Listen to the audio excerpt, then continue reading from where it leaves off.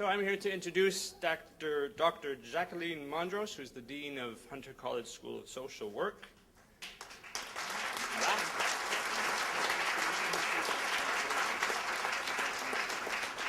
And a nationally recognized scholar on social work.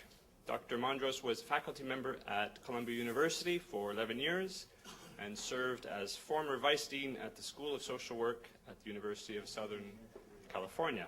And while there, developed an immersion program in the Tepeta neighborhood of Mexico City. Dr. Mondros' research interests are in the study of urban neighborhoods, and she has written extensively on community social services, community development, and community organization. Her co-authored text, Organizing for Power and Empowerment, has been widely used in schools of social work. In recent years, she has focused her scholarship on social work pedagogy and is currently working on issues of transformational leadership within social work. So please, big round of applause for Dr. Jacqueline Mondros.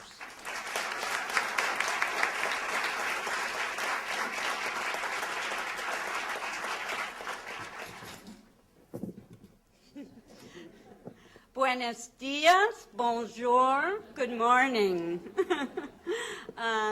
Benvenida, bienvenue, welcome. Mucho gusto, enchanté, I'm delighted. You have now witnessed all my bicultural, bilingual abilities. I am delighted to have all of you here at the Hunter School of Social Work. I can think of few organizations whose ideas and animating concepts resonate as well with our school as this one. It really is a beautiful marriage. This morning, it is my great pleasure to introduce Tomas Hirsch, one of the most inspired and inspiring figures in Chilean politics. He is perhaps the spokesperson for humanism in this region.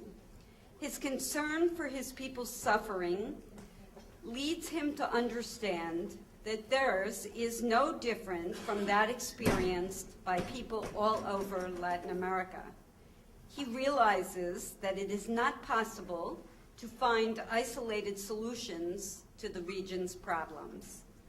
His clarity and coherence allow him to face the powers that be with strength and without violence. For these reasons, his actions motivate people to mobilize, both in Latin America's social base and among its leaders. He is an engineer. He's married and has 2 children, no small feat given his accomplishments. He has devoted his life to diffusion, organization, and study of universalist humanism. His decisive political vision led him to form the Humanist Party, the first to be legalized in Chile as an instrument of nonviolent struggle against Pinochet's. He presided in the party between 1994 and 1999. An active promoter of democracy, he was the leader of the National Movement for Free Elections during the Chilean dictatorship and co-founded the Coalition of Parties for Democracy. I'm not going to even try the Spanish on that, which he left in January of 1993 after the coalition's decision to abandon its initial goals toward equality and justice. Hirsch coordinated the electoral campaign of Laura Rodriguez, who was elected in 1989 as the first humanist representative in the world. From 1990 to 1992, he served as the Chilean ambassador to New Zealand, talk about far, representing the first post-dictatorship government. He coordinated the first International Convention on Culture, which took place in Santiago in January of 1995. The event was a meeting point for political, social, and artistic currents that converged in the issues of diversity and freedom of expression. In 1999 and 2005, he ran for the Chilean presidency. During this last election, his candidacy represented the Juntos Podemos. Did I even get close?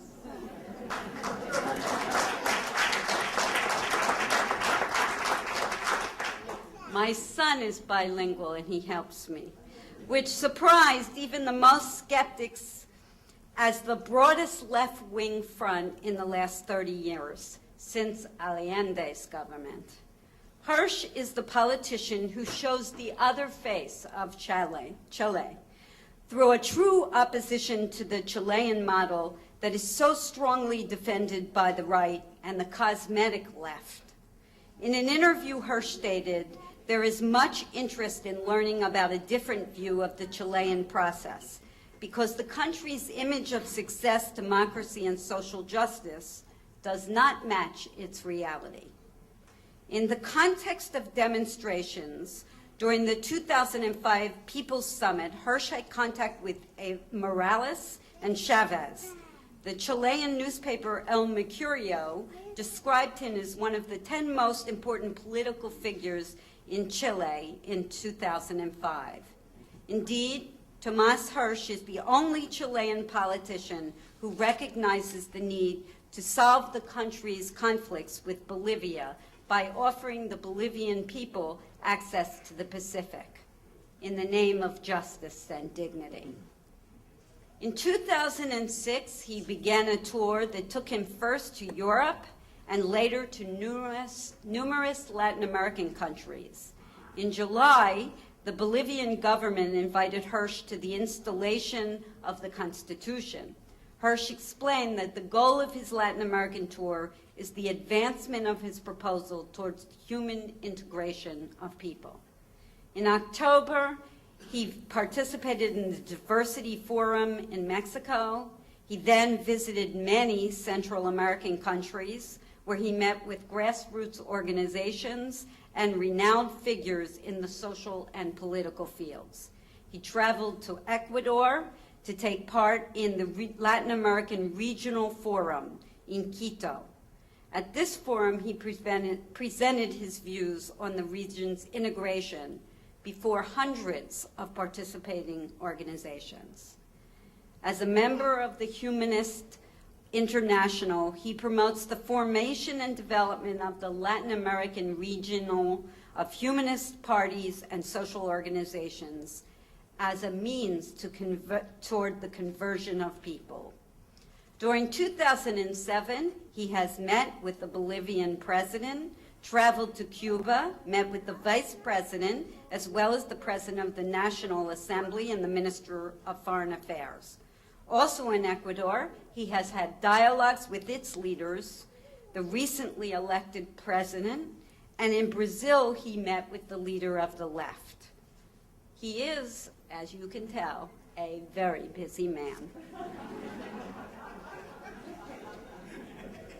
I always think I'm busy.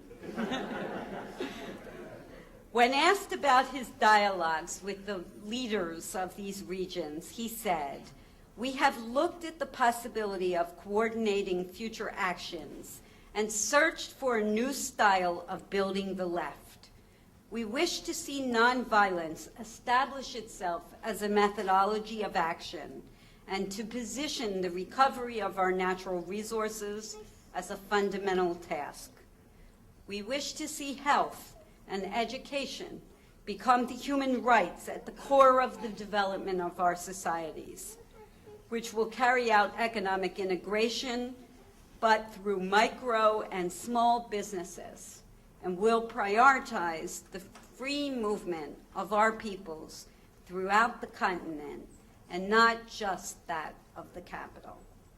I am very honored this morning to have this task of introducing you to Tomas Hirsch.